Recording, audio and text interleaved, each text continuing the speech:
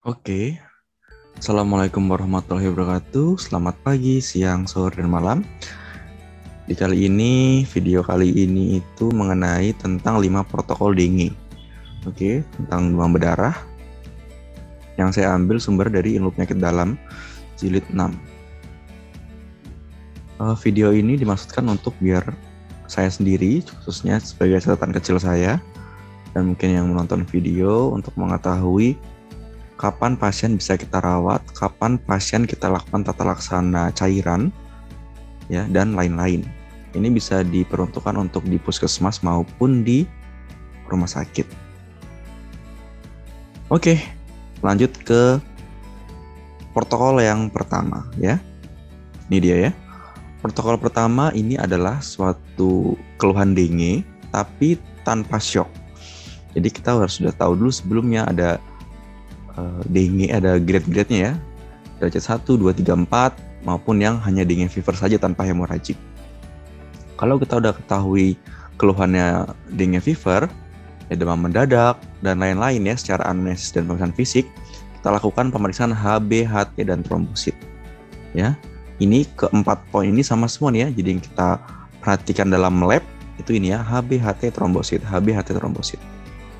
Untuk poin yang pertama, HB, HT, trombositnya normal nih. Pasien datang dengan keluhan dengue, ada demam mendadak, mungkin tetangganya ada yang kena juga ya DBD. Kalau normal semua di lab, kita observasi. Kita bisa pulangkan, rawat jalan, namun dalam waktu 24 jam itu harus balik lagi ke kita.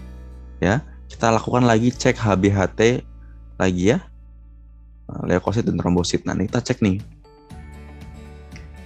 Atau bisa juga dalam kurang dari 24 jam, misal ada pasien aman-aman aja ya, HB/HT trombositnya normal, keluhannya juga ringan.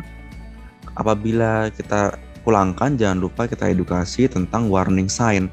Jadi apabila tiba-tiba kita lihat awalnya baik-baik saja, nyampe rumah ada perdarahan spontan dan lain-lain, masuk kriteria warning sign, kita bisa langsung rujuk ke rumah sakit, langsung ke IGD secara mandiri ya ketika di rumah. Poin yang kedua, HB/HT trombositnya 100.000 sampai 150.000. Ini juga dilakukan hal yang sama ya. Jadi jangan takut kalau tiba-tiba ada trombosit 120.000.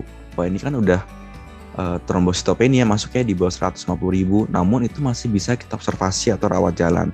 Dalam waktu 24 jam atau esoknya kita bisa lakukan pengecekan ulang HB/HT dan trombosit ini. Ya. Untuk poin yang ketiga, apabila HB/HT-nya normal namun trombositnya kurang dari 100.000, ini masuk kategori yang bisa kita rawat inapkan atau bisa kita lakukan rujuk. Kalau kalian di puskesmas ya, bisa rujuk ke rumah sakit yang ada rawat inapnya. Kalau puskesmas kalian nggak punya rawat inap, bisa kalian rujuk. Ini masuk kategori indikasi untuk dirawat inap. Yang poin keempat, kita bisa lakukan apabila terdapat HB/HT yang naik dan trombosit normal atau turun ya. Jadi kalau hematokritnya ada peningkatan, trombositnya normal, itu bisa kita lakukan rawat inap. Hematokrit naik ini berarti sebelumnya harus kita tahu baseline-nya dulu teman-teman. Jadi HT yang pertama berapa, HT yang kedua berapa. Jadi ada peningkatan hematokrit dalam waktu 1 hari, itu bisa kita lakukan rawat inap. Ya. Oke, apabila sudah dilakukan rawat inap, kita bisa lakukan protokol yang kedua nih, teman-teman. Berarti kita bisa lakukan ini, masukin cairan, ya jika sudah dirawat inap ya. Karena poin untuk protokol yang kedua adalah pemberian cairan di rawat inap. Suspek demam berdarah tanpa ada perdarahan dan tanpa ada shock, ya. Ini tadi poinnya kan ada ini ya, salah satunya kurang dari 100.000 nih. Atau tadi ada trombosit ya, atau ada hematokrit yang meningkat. Apabila HB/HT normal, trombositnya di bawah 100.000, kita bisa langsung masukkan cairan kristaloid ya, dengan rumus yang di atas ini teman-teman. Ya, per hari nih. Jadi 1.500 ml ditambah 20 dalam kurung dikali berat badan dikurang 20. Jadi kalau misalnya beratnya 50 kilo, 50 dikurang 20, 30 kali 50, 30 kali 20 600 ya. 3 kali 2, 6, 600. Nanti baru ditambahkan 1500 ml, 2100 mili dalam satu hari. Gitu. Cek HB-HT trombo dalam 24 jam. Nah, kenapa ini ada bintangnya? Kalau misalnya poin pertama ini dalam 24 jam, tapi jika poin yang kedua ini kita lakukan dalam 12 jam, ya. Ketika HT yang meningkat 10-20%, ya, dari baseline-nya HT yang pertama kali kita cek ya, dan trombositnya di bawah 100.000, itu kita bisa cek HB-HT-nya itu nanti 12 jam kemudian. Bagaimana dengan pasien dengan HB-HT lebih dari 20% peningkatannya dan trombositnya kurang dari 100.000? Nah, pemberian cairannya agak sedikit berbeda. Jadi ada tahap-tahapannya dan ada pemantauannya ketika ada peningkatan lebih dari 20%, ya. Masuk ke protokol yang ketiga. Oke, ini dia protokol yang ketiga. Ketika hematokrit lebih dari 20%, kita menganggapnya seseorang itu mengalami defisit cairan yaitu 5%. Pertama kita lakukan adalah ini dia, pemberian kristaloid 6-7 mili per kgbb per jam. Kita evaluasi 3-4 jam. Ya, untuk pemberian pertama ini, apa sih yang kita evaluasi ini? HT, hematokrit, nadi, ada turun atau tidak, naik atau turun, tekanan darahnya ada perbaikan apa tidak, urin outputnya ada perbaikan apa tidak, ya. Kalau begini masuk kategori ini, jangan lupa ya, ini pemasangan kateter urin ya, karena ada pemantauan urin output ya, di mana harus di atas 0,5 mili per kgbb per jam. Nah, harus dievaluasi nih urinnya nih, lebih dari itu apa enggak, ya. Untuk nadi diusahakan ada penurunan ya. Tekanan darahnya apabila sistoliknya di sini poinnya ke sistolik ya teman-teman. Jadi apabila sistoliknya lebih dari 100 itu dianggap ada perbaikan. Apabila ada perburukan berarti ntar masuk ke kategori yang merah. Kita masuk ke kategori yang hijau dulu ya, yang ada perbaikan ini. Setelah dievaluasi 3-4 jam ternyata ada perbaikan di poin ini, kita pantau 2 jam pertama. Oke. Nih. Ya, apabila ada 2 jam ada perbaikan, kita turunkan dari 5 jadi 3 ya. Yang sebelumnya kalau misalnya ada perbaikan tadi turun jadi 5 ya teman-teman ya. Untuk turun ke bawahnya untuk 5 jadi 3 kita hanya pantauannya hanya 2 jam saja. Tidak 3-5 jam, hanya 2 jam saja. Untuk penurunan dari 5 ke 3, 3 ke hentikan itu 2 jam. Ya, hentikan sampai 24-48 jam ya. Jadi kalau apabila ada perburukan di sini poinnya yang ke merah ya. Apabila ada perburukan dari 6-7 mili ini kita naikin jadi 10 mili per kilogram berat badan per jam. Kalau ada perbaikan kita ke arah kiri ya. Pemantauannya sama ya 2 jam di sini. Apabila ada perburukan lagi naikkan ke 15 mili. Apabila ada perburukan lagi dia masuk tata laksana shock. Tata laksana shock nanti bisa masuk ke protokol yang kelima. Oke. Gitu ya, untuk poin-poin ini kapan kita lakukan pemantauan untuk penurunan dari 5 mili ke 3 mili itu gimana, terus hentikan sampai 24-48 jam ya. Ini kita hentikan infus. Oke. Ini untuk protokol keempat. Sebenarnya protokol keempat ini bisa kita sisipkan ya. Karena ada perdarahan spontan, di mana perdarahan spontan terjadi untuk derajat 2, 3, 4 ya. Ada perdarahan spontan. Namun perdarahan spontan ini ada khusus nih teman-teman. Untuk poin 1, 2, 3 ini dia nih. Apabila ada epistaksis yang tidak terkendali, jadi ada mimisan, tapi udah kita berikan tampon namun tidak ada perbaikan. Lalu ada hematemesis melena, itu masuk perdarahan spontan juga. Lalu ada perdarahan otak ya, ataupun ada perdarahan lain, misal perdarahan intraabdominal. Ya, di mana perdarahannya itu kalau hitung-hitungan per milinya di mana ada 4-5 mili per kgbb per jam ya. Kalau ada lebih dari segitu itu masuk kategori masuk protokol yang keempat nih. Ada perdarahan masif atau spontan, cek HB-HT trombosit ya. KID itu di IC ya. Ya, KID di IC, golongan darah dan cocok serasi. Kita cek ininya apa? Golongan darahnya nanti untuk ke depan untuk transfusi. Ya, untuk match unmatch-nya. Lalu kalau ada DIC nanti ditandai dengan apa? Ada koagulopati, ada D-dimer yang meningkat ya. Kalau misalnya ada DIC, ini ada yang tidak ada DIC. Kalau ada DIC, persiapkan untuk transfusi PRC ya. PRC maaf. Apabila HB-nya kurang dari 10 ya, kita bisa lakukan transfusi ya.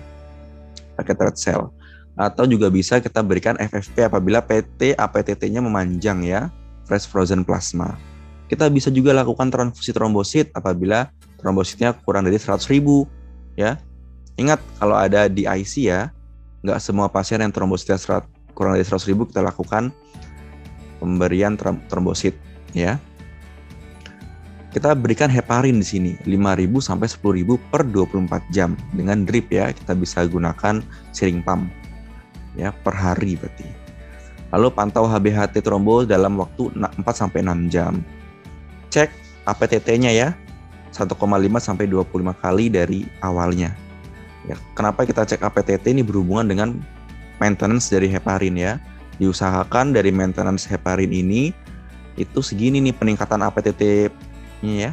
1,5 sampai 22,5 kali dari normal. Oke, untuk pemantauan heparin. Kalau tidak ada DIC ya, sama juga nih transfusi apabila yang seperti tadi, FFP juga apabila panjang APTT, transfusi trombosit juga apabila ada kurang dari 100.000 ya. Oke.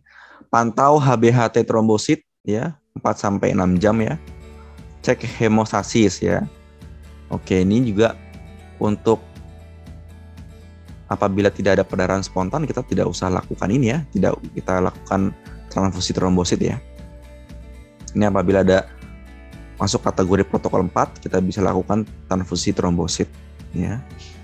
Karena tadi di poin-poin sebelumnya jangan sampai terkecoh karena ada turun trombosit tapi hanya kita lakukan terapi cairan. Oke. Lanjut ke protokol kelima yaitu protokol shock. Ya. Ini protokol shock ya. Pemberian cairannya agak sedikit berbeda dari protokol yang ketiga ya. Tanda-tanda shock tadi dengan ya kita balik lagi coba ke ketiga ini nih, apabila ada perburukan di sini ya protokol 3 sudah dilakukan pemberian kristaloid sampai 15 mili ya, kita bisa langsung tata laksana shock. Oke, kita bisa lakukan langsung guyur ya 10 sampai 20 mili per kgbb dalam waktu 20 sampai 30 menit ya. Misal pasiennya 50 kilo berarti tinggal kali 10 aja nih, berarti 500 ya. 500 kolof ya, berarti satu kolof isi 500 cc kristaloid itu dalam waktu 30 menit harus habis. Evaluasi 30 menit ya. Jadi habis pemberian kita evaluasi ya.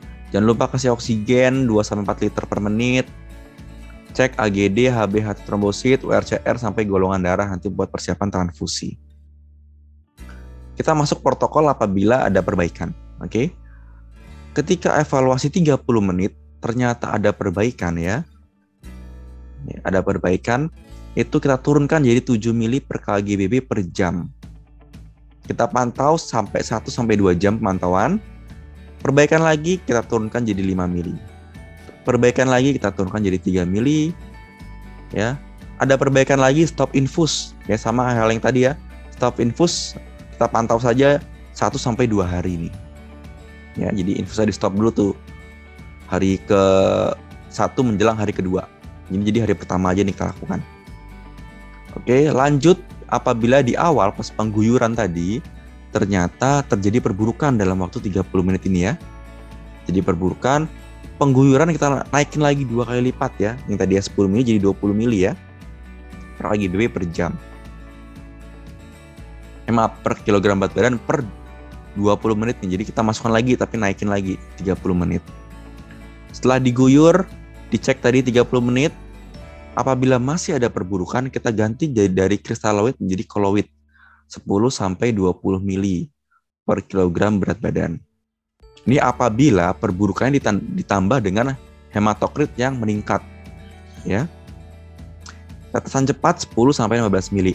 Namun kalau misalnya ada perburukan tapi HT-nya kurang ya, menurun, kita langsung rencanakan transfusi darah. Ya. Lanjut lagi ke poin yang merah tapi yang sebelah kiri sini. Apabila ada perburukan lagi dari koloidnya, kita naikkan lagi ya. 30 mili per kg BB per 15 menit nih. 10-15 menit. Kalau masih perburukan juga, kita lakukan ya CVC ya. Kita pasang vena sentral. Ya dengan tekanan 50-80 cm raksa. Oke. Apa saja sih yang harus dipantau ya? Ya tadi kita ngomongin pemantauan ini dia yang dipantau ya. Status kesadaran pasiennya gimana, ada peningkatan apa enggak? Kalau perburukan berarti masuk yang merah, perbaikan berarti yang hijau.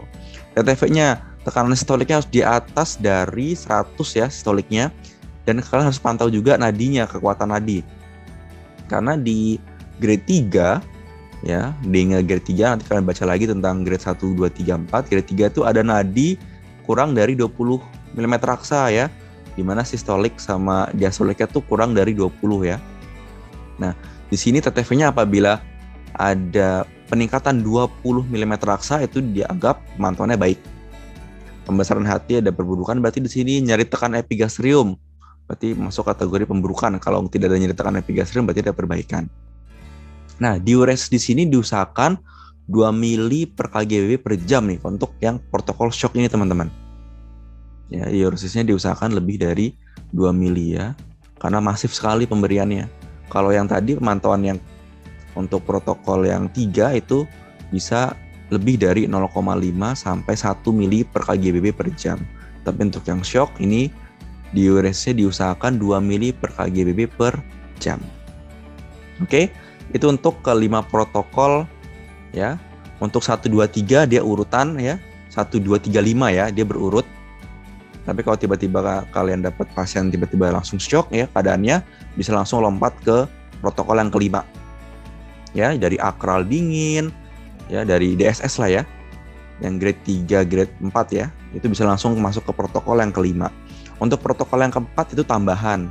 Jadi protokol 4 bisa kita selipkan di protokol ketiga maupun ke protokol kelima. Ya, untuk protokol yang keempat ini ya teman-teman. Oke, itu untuk materi catatan kecil tentang kelima protokol dari WHO. Oke. Ya, sekian.